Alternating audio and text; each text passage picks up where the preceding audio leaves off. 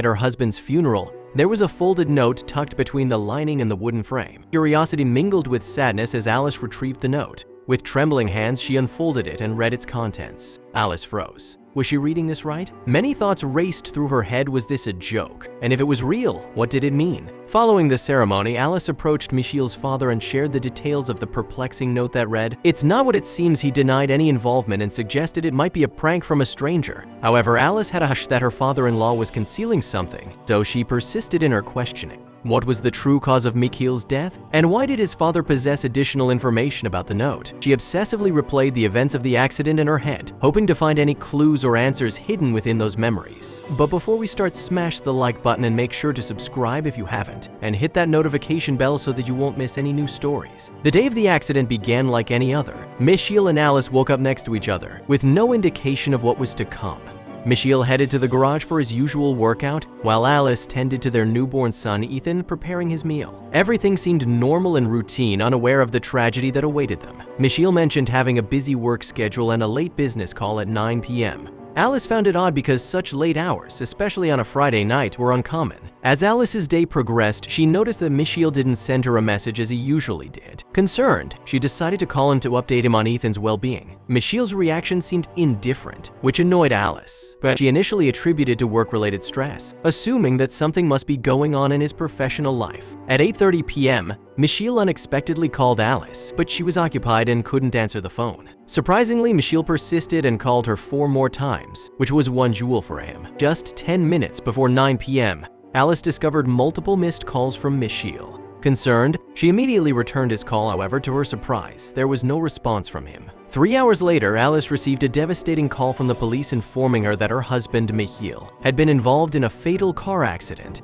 Overwhelmed by despair, Alice felt as if she couldn't catch her breath. In the following days, Patricia and Michiel's father took charge of the funeral arrangements, relieving Alice of the burden so she could focus on her grief. Alice approached her father-in-law, hoping he could shed light on the perplexing situation.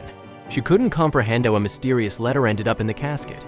When Alice arrived at Thomas' house, her father-in-law, he greeted her with a sense of seriousness. Alice, overwhelmed by her emotions, forcefully declined Thomas' offer and demanded immediate answers. But he revealed that Michiel had been going through some difficulties in the weeks leading up to the accident. He confided in Thomas, seeking his help. A few days before the accident, they had a conversation where Michiel tearfully expressed that he couldn't fix the problem anymore. Alice was stunned to learn this. She couldn't fathom how she had missed any signs of trouble at home. Realizing she wouldn't find the answer she sought, Alice chose to go home and resume her search the following day. Upon arriving home, Alice's exhaustion overwhelmed her.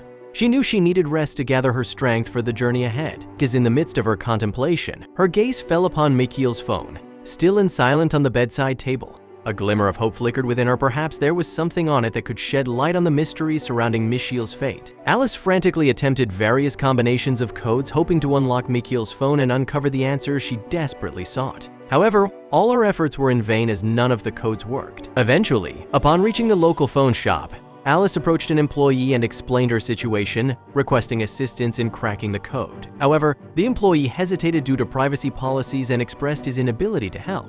Alice felt frustrated by the setback and tried to provide more details, hoping it would sway the employee's decision. Alice elaborated further on her circumstances, and the employee empathized with her. However, he said that he couldn't assist her at the store due to privacy constraints. At exactly 5 p.m., Alice wasted no time and swiftly got into her car to drive to the address of the man who could assist with unlocking Michiel's phone. Upon reaching the address, Alice parked her car and anxiously walked up to the front door. She swiftly pressed the doorbell, feeling a mix of anticipation and nerves.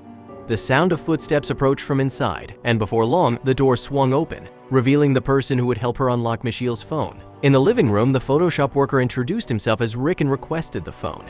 He assured Alice that it would only take around 30 minutes to fix. After approximately 30 minutes, Rick returned and delivered the news that he had successfully fixed the phone. Rick informed Alice that he had changed the code to 40, allowing her access to the phone whenever she desired. As a gesture of gratitude for his assistance, she gave Rick $300 for fixing the phone. Rick appreciated the generous amount, as it exceeded his usual compensation for such services. Once Alice arrived home, she settled on the couch, her nerves tingling with anticipation. After an hour of scrolling through Michiel's photos without any significant discoveries, Alice shifted her focus to his messages. As Alice opened the message section, her eyes were immediately drawn to a chat with Michiel's boss, positioned prominently at the top of the list. The messages revealed a tense and heated argument between Michiel and his boss, filled with cryptic references and veiled threats.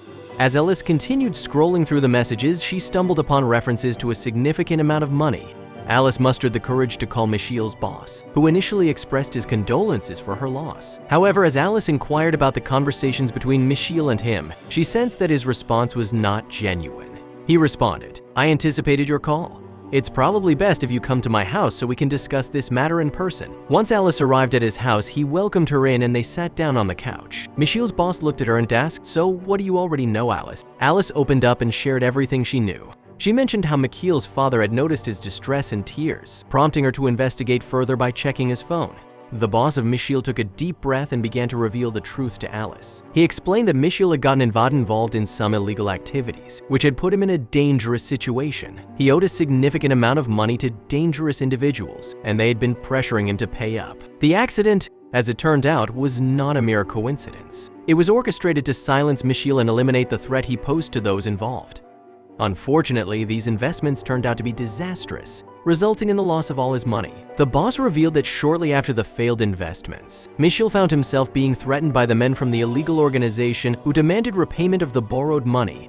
Desperate and unable to come up with a large sum of money required, Michiel turned to his boss for help. However, the boss explained that he was unable to provide such a substantial amount. It was a dire situation that Michiel found himself in, with no apparent way out. So it was a heartbreaking revelation for Alice to comprehend the depth of her husband's desperation and the extreme measures he felt compelled to take. Alice was struck with a mix of emotions upon learning the truth. She felt a profound sadness and devastation that Michiel had reached such a desperate point in his life. She couldn't fully comprehend why he had chosen to end his life as a solution, especially knowing the consequences it would have on her and Ethan. The weight of his sacrifice and the implications for their future weighed heavily on her heart, leaving her with a sense of confusion and deep grief. She understood that the financial burden and stress had taken a toll on him, but she couldn't shake the feeling that there could have been other ways to cope and find solutions. The weight of their lost home and uncertain future loomed over her, but she knew that her priority now was to be there for Ethan and find a way to rebuild their lives. With a heavy heart, Alice made the difficult decision to sell their home and start anew in a different place. She wanted to create a safe and secure environment for herself and Ethan, where they could heal and rebuild their lives. In time, Alice found love again and formed a deep bond with a kind and supportive partner.